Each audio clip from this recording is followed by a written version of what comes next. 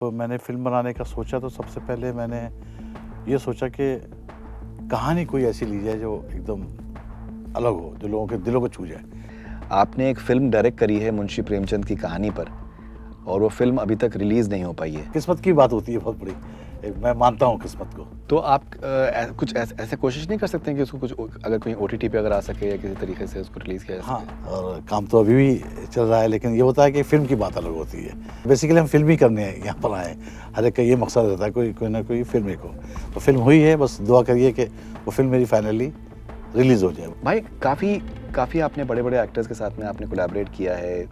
इतना परफेक्शन था, इतनी चीज़ें थी, उन लोगों का काम करने का एक अलग अंदाज़ था। लेकिन मैं बहुत खुशकिस्मत हूँ कि मैंने अमरीश पुरी साहब के साथ काम किया। माधुरी जी के साथ में कोई यादें? माधुरी जी के साथ में कि हम लोग पहुँच नहीं पाते होते थे, ऑलरेडी वो सेट पे बैठी ही होती थी।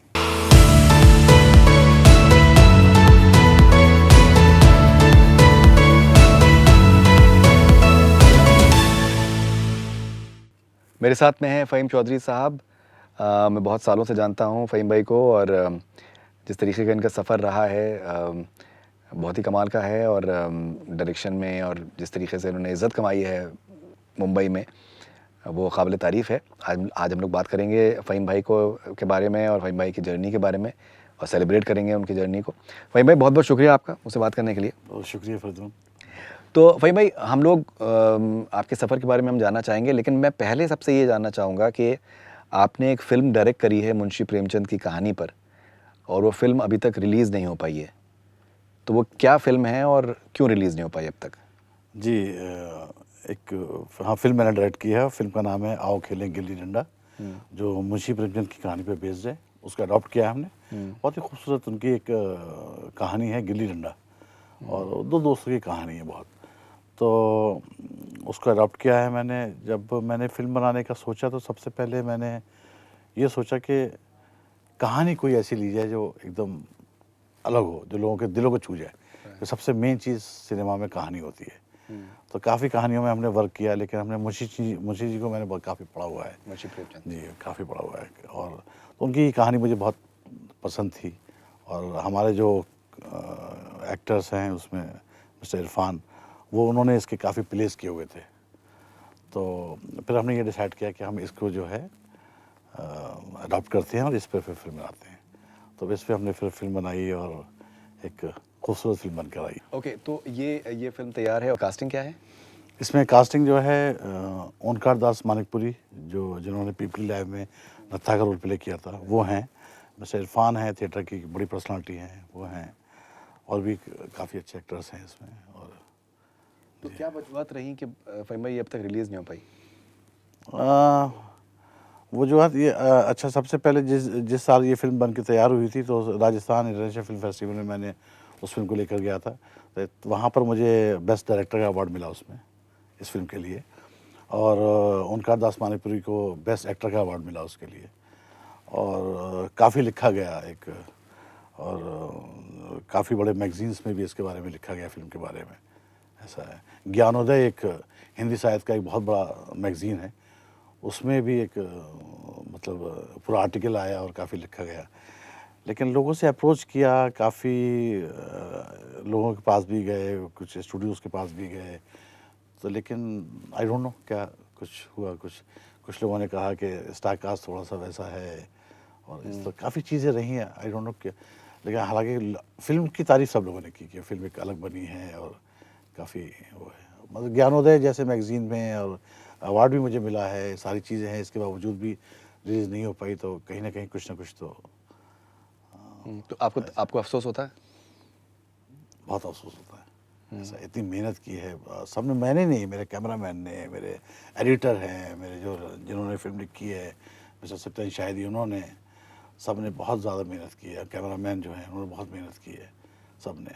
हम लोग जाके लखनऊ के पास एक जगह है, वहाँ पर जाके हम लोग पूरा एक अलग तरह का हमने प्रोडक्शन किया था। उसके हम गाँव में जाकर हम वहाँ रहे, और गाँव में ही हमने एक स्कूल के अंदर पूरा कैंप लगाया था, मतलब कंप्लीट। वहीं पे सारी चीज़ें पूरा वहाँ रहकर हमने 30 दिन उसी गांव के अंदर पूरी शूटिंग की थी। ऐसा है। और काफ़ी बहुत मेहनत, गर्मियों में हमने जाके शूट किया था, हालांकि मई जून में। और आप जानते हैं यूपी की गर्मियाँ किस तरह की होती हैं मई जून में, राइट। कितना मुश्किल होता है वहाँ इस तरह काम करना। लेकिन हम लोगों ने पूरा दिल लगाकर काम किया और एक सबका मतलब बहुत ज़्यादा इनपुट, हमारे एक्टर्स का कितना बड़ा कंट्रीब्यूशन है उसमें, बहुत ज़्यादा। तो ये सब है इसमें। अच्छा, तो आप कुछ ऐसे कोशिश नहीं कर सकते हैं कि उसको कुछ अगर कोई ओटीटी पे अगर आ सके या किसी तरीके से उसको रिलीज़ किया जा सके? हाँ, अभी ओटीटी के लिए हम लोगों की एक दो लोगों से बात चल रही है, लेट्स सी, लेकिन कुछ कंक्रीट आ नहीं रहा है। लेट्स सी, देखते हैं। किस्मत की बात होती है बहुत बड़ी। मैं मानता हूँ किस्मत को। एक मेरा मानना है किस्मत एक बहुत बड़ी चीज़ होती है। बहुत से लोग इससे एग्री नहीं करते होंगे, लेकिन मैं इससे एग्री करता हूँ, ऐसा है। राइट। ओके, तो भाई आपने 1997 में आपने लाइब्रेरी साइंस में आपने मास्टर्स किया अलीगढ़ से। उसके बाद फिर आप मुंबई आप आए और 20-25 साल में आपने काफ़ी बड़ी-बड़ी फ़िल्मों का आप हिस्सा रहे हैं और आपने इज़्ज़त कमाई है, रिलेशनशिप्स आपने कमाई हैं। तो मुझे ब्रीफली अगर आप अपने सफ़र के बारे में बताना चाहें एक बार मुंबई आने के बाद में। हाँ, मैंने अलीगढ़ से मास्टर्स करने के बाद सीधे बॉम्बे आ गया और मुझे डायरेक्शन ही करना था। तो आके ही मैंने एक मतलब एड का प्रोडक्शन हाउस ज्वाइन किया। तो काफ़ी एड्स फिल्म्स की बड़ी बड़ी। रॉबर्ट जॉन पिंटो मेरे डायरेक्टर थे, उनके साथ में मैंने काफ़ी काम किया। राइट। उसके बाद फिर मैंने फीचर फिल्म्स में, मेरे बॉस हैं दीपक शिवदसानी जी, और काफ़ी बड़े डायरेक्टर थे, उनके साथ मैंने फिल्म ज्वाइन की, ये रास्ते हैं प्यार के। तो उस ज़माने की सब बहुत बड़ी फिल्म थी, जिसमें माधुरी दीक्षित एंड सनी देओल, अजय देवगन, प्रीति जिंटा, ये सब लोग थे उसमें। एज ए फर्स्ट एडी मैंने ज्वाइन किया। तो काफ़ी अच्छा सफ़र रहा और काफ़ी मैंने फिल्म्स की। उसके बाद फिर मैंने जूली फिल्म की, नया धूपिया की जो थी, वो एज ए एसोसिएट डायरेक्टर की थी। उसके बाद मिस्टर वाइट में से ब्लैक की, सुनील शेट्टी और अरशद वारसी के साथ। उसके बाद मैंने फिर जूली 2 की, काफ़ी फिल्म्स काफ़ी की एंड काफ़ी अच्छा सफ़र रहा। फिर मैंने promos and music videos and ad films continue चल रहा है। एड फिल्म्स अभी भी करता रहता हूँ, अभी भी करता हूँ, ऐसा है। और इंटरनेशनल प्रोजेक्ट भी कुछ किए मैंने, बाहर मॉरिशस जाकर, यूके में जाकर काफ़ी। तो ये जर्नी तो काफ़ी अच्छी है और काम तो अभी भी चल रहा है। लेकिन ये होता है कि फ़िल्म की बात अलग होती है कि अगर आपके नाम में कोई फ़िल्म हो जाती है तो एक अलग रास्ते खुल जाते हैं और एक अलग बात होती है। जो मतलब बेसिकली हम फिल्म ही करने हैं, यहाँ पर आए हैं। हर एक का ये मकसद रहता है कोई ना कोई फिल्म एक हो। तो फिल्म हुई है, बस दुआ करिए कि वो फिल्म मेरी फाइनली रिलीज़ हो जाए, बस उसके लिए। नहीं, इंशाल्लाह definitely I am sure that definitely release होगी और कामयाब भी होगी। भाई काफ़ी आपने बड़े-बड़े एक्टर्स के साथ में आपने कोलैबोरेट किया है। अमरीश पुरी साहब के, माधुरी दीक्षित साहिबा के साथ में आपने कोलैबोरेट किया है। कुछ अपने अगर आप इंसिडेंट्स बता सकें उनके साथ में कैसे मरासिम रहे आपके? भाई बड़े एक्टर के साथ काम करने का एक अलग ही मज़ा होता है, एक अलग ही चीज़ होती है। बहुत प्रोफेशनल होते हैं। लेकिन मैं बहुत खुशकिस्मत हूँ कि मैंने अमरीश पुरी साहब के साथ काम किया और माधुरी दीक्षित के साथ में काम किया। बहुत प्रोफेशनल लोग हैं, कुछ अलग तरह का इनका काम करने का अंदाज़ है। और अमरीश जी का तो मुझे एक किस्सा याद आता है, बड़ा एक अच्छा किस्सा है कि एक हम लोग फिल्म बना रहे थे, वो फिल्म तो उसमें ये कांस्टेबल बने हुए थे। तो कांस्टेबल में कांस्टेबल के हाथ में एक डंडा रहता है। तो डंडे वहाँ पर जो थे उस ज़माने में, मैं सब कॉस्ट्यूम वगैरह सब कुछ हैंडल कर रहा था। तो डंडे तो काफ़ी रहते हैं वहाँ पर। तो जब अमरीश जी को डंडा दिया गया तो उन्होंने कहा, भाई ये डंडा तो मेरा नहीं है। अब हम लोग परेशान हो गए कि भाई अब इतने डंडे रखे हुए हैं, उसमें सब एक से ही है, कोई फ़र्क तो है नहीं। ये मेरा डंडा नहीं है। अब मैं बड़ा परेशान कि इतने डंडों में कैसे क्या किया जाए। खैर मैं उसमें से एक डंडा निकाला, उसमें से वो एक डंडे के जो लेदर लगा रहता है उसके ऊपर ए लिखा एंड वो उनके पास ले गया। मैंने, सर हाँ सर सही कह रहे थे, आपका वो डंडा नहीं है, ये आपका डंडा है। बोले हाँ ये है, आज के बाद से मेरा ये बिल्कुल अलग रखना और मेरे कॉस्ट्यूम के साथ रखना।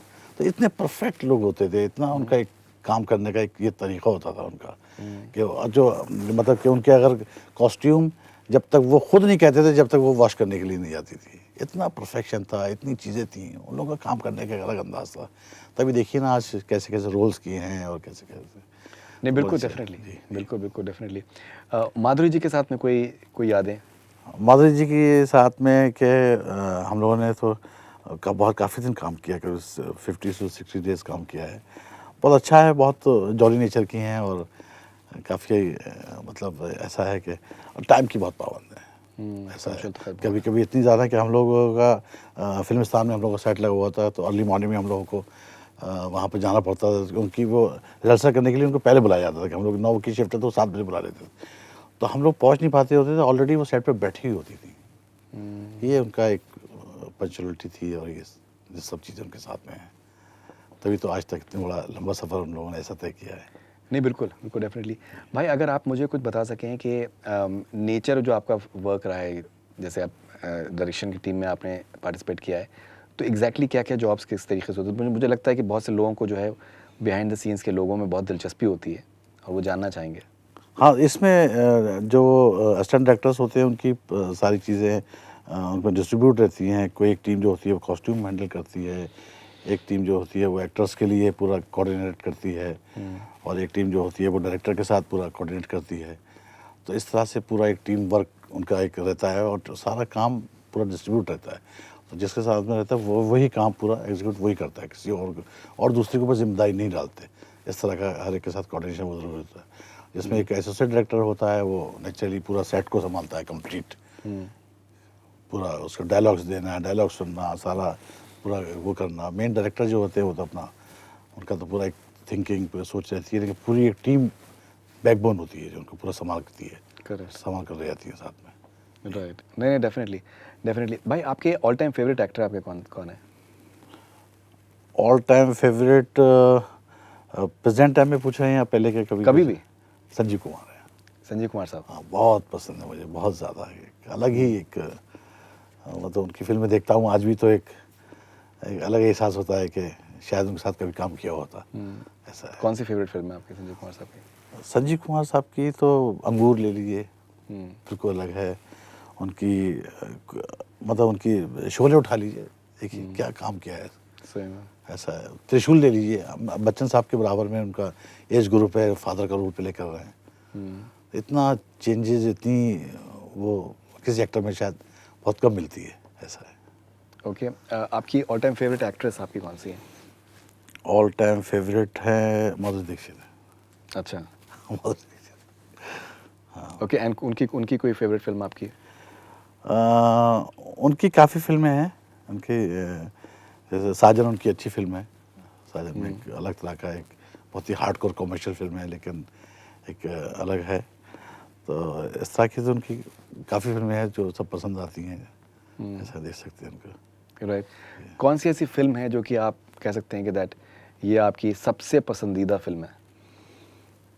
मुझे लम्हे बहुत पसंद है फिल्म, क्यों पसंद है? यस जी की। उस टाइम की एक वो कहानी आज भी कुछ अलग है। आज भी वो कहानी पे फिल्म बनाई जाएगी तो लगेगा कि आज की फिल्म है। और उसके अंदर परफॉर्मेंस, उसके अंदर डायरेक्शन, एक उस टाइम की जो फिल्म थी, उस टाइम के लिए वो कहानी बिल्कुल अलग थी। तो सोच भी नहीं सकता था कि इस तरह की कहानी आएगी, ऐसा है।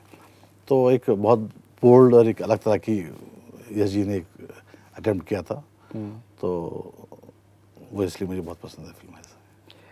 ओके, फाइनली भाई, जब आप स्कूल में थे, कॉलेज में थे, कौन सा ऐसा लम्हा था जब आपको ये पता चला कि दैट आप इस लाइन में जाना चाहते हैं? मेरा शुरू से ही था। जब मैं हाई स्कूल के बाद ही जब मैं अलीगढ़ आ गया था पढ़ने के लिए, तो वहाँ का पूरा सफ़र मेरा रहा। और अलीगढ़ में लास्ट में आके मैंने काफ़ी वहाँ पे प्लेस वगैरह भी किए, ड्रामा क्लब वगैरह में उसमें किया। तो उसके बाद वहाँ डिसाइड था कि मुझे डायरेक्शन में ही जाना है और डायरेक्शन ही करना है। तो फाइनली मेरी जैसी मास्टर डिग्री कंप्लीट हुई और सीधा मैं बॉम्बे आ गया था फाइनली। तो कभी मिमिक्री भी करने का शौक रहा आपको? मिमिक्री नहीं थी, इत्तेफाक ऐसा था कि मैं जोक्स बहुत सुनाता था। जोक्स का एक्सपर्ट था, मतलब कि अगर मेरा कहीं जोक्स कंपटीशन है या कुछ है, अगर मेरा चला गया तो पता लगा कि फ़हीम को ही फर्स्ट प्राइज़ मिलना ही मिलना है। तो मैं जोक्स के मेरे पास इतने सर्टिफिकेट्स थे, इतनी ट्रॉफीज़ थी, ये सब था, तो काफ़ी पॉपुलर था, तो काफ़ी अच्छा रहा। तो भाई आखिर में अगर आप एक जोक सुना सकें हमें? अच्छा, एक साहब थे, वो कहीं भी जाते थे तो कहते थे कि उनके 3 मेडल पड़े होते थे गले में, छोटा मेडल और बड़ा मेडल और बड़ा मेडल। तो लोग सब कहते थे भाई ये क्या है, कैसे आपके मेडल्स हैं? और कहते थे भाई गाना गाते हैं। तो एक जगह हम गाना गाने के लिए गए थे, तो हमने गाना गाया, तो हमें ये छोटा वाला मेडल दिया गया। तो दोबारा उसकी मतलब ख्वाहिशी लोगों ने कहा भाई एक गाना और सुनाइए, तो हमने दूसरा गाना सुनाया, तो हमें ये उससे बड़ा वाला मेडल दिया गया। वो बोले ये सबसे बड़ा वाला मेडल? बोले उन गानों को बंद करने के लिए ये बड़ा वाला मेडल दिया गया। अच्छा है। हाँ, तो इस तरह का। अच्छा, और मेरा ख़ास बात ये थी कि आप कोई भी एक चीज़ निकालें तो उसके ऊपर एक जोक आ जाता था, इस तरह का था। That's amazing. जी, जी, That's जी। like a storyteller. जी, जी, जी। ओके, ऐसा था। ऑलराइट। सो फ़हीम भाई, बहुत अच्छा लगा आपसे बात करके। एंड आप, मैं तो ये कहूँगा कि आप हौसला बरकरार रखें और आपकी फ़िल्म ज़रूर इंशाल्लाह रिलीज़ होगी। और अभी तो बहुत सी फ़िल्में आपको बनानी है इंशाल्लाह आगे जाके। Thank you very much. Thanks a lot. That was Faheem Chaudhry in let's talk with Faridoon. I hope you enjoy this conversation.